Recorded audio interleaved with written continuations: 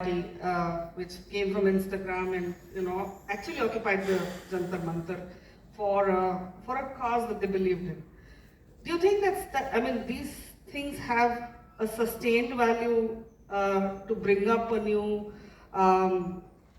way of speaking to politicians or making politics work for us? Thank you, Priti.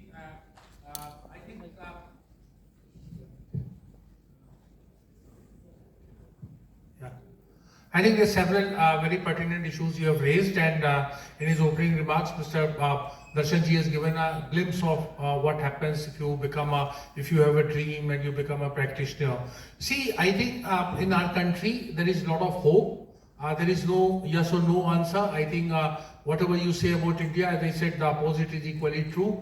Are the youth very important and they are asserting themselves? Yes. Have youths arrived in the political scene? No, because the average age of our parliamentarians and MLAs start from 50, 55, and people are considered, young. I don't want to take name. Many leaders who are young are all in their, late 40s or early 50s or so. So they are, in a sense, they are middle age.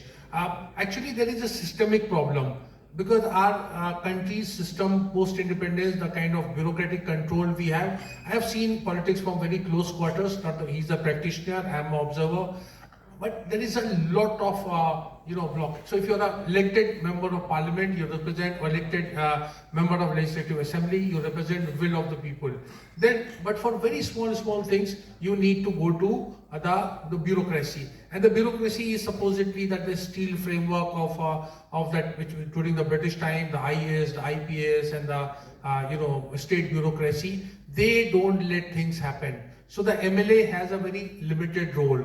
More role is actually, you'll be surprised to a corporator, to a municipal. In municipality, you can, if you're a member, you can get a lot of things and projects done.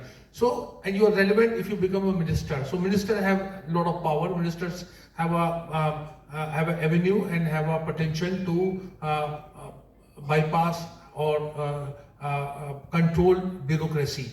So the bureaucracy is not controlled by the MLAs or MPs who actually. So in end of the day, if you have 100 MLAs and there are 20 ministers, so the 80 MLAs are just having filtered coffee, and so they always that plea petition. You're using some strong tactics, some kind of pressure to get your work done. So again, and when you go back to the people say, oh, what have you done in the last 5 years? So therefore, we have a very success of this thing. Political parties win, but the number of MLAs and MPs returning back to as elected MPs is just about 50%. So 50% people actually don't get re-elected. This is all.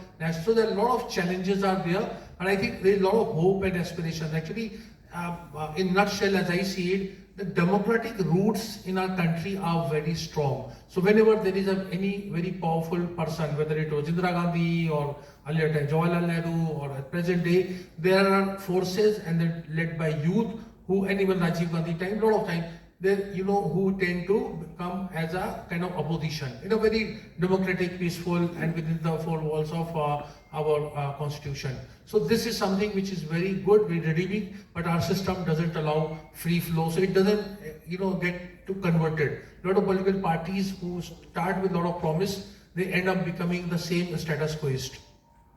What a wonderful observation you made, Rashid.